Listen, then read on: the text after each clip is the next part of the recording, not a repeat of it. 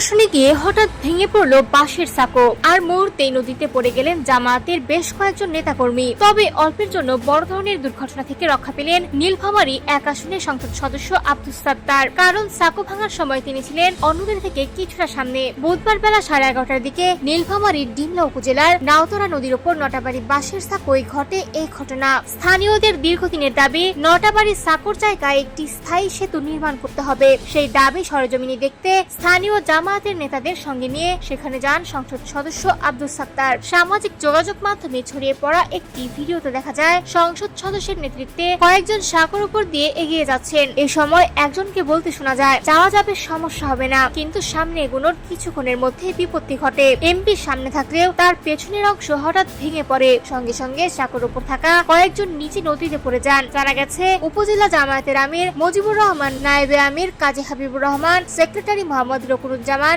সংসদ সদস্য দেহরক্ষী আব্দুল মান্নান, ইউনিয়ন জামায়াতের আমির নূর মুবাশির সহ 8 থেকে 10 জন পানিতে পড়ে যান। তবে সৌভাগ্যক্রমে কেউ গুরুতর আহত হননি। ডিমলা উপজেলা জামায়াতের সেক্রেটারি মোহাম্মদ রকুনুজ্জামান বিষয়টি নিশ্চিত করেছেন। ঘটনার বিষয়ে জানতে সংসদ সদস্য আব্দুস সাত্তারের সঙ্গে একাধিকবার যোগাযোগের চেষ্টা করা হলেও তিনি ফোন ধরেননি। স্থানীয়দের দাবি, নাওতরা নদীর উপর স্থায়ী সেতু নির্মাণ করা হলে ডিমলা উপজেলা সদরের সঙ্গে এলাকার যোগাযোগ ব্যবস্থা আরো নিরাপদ ও সহজ হবে।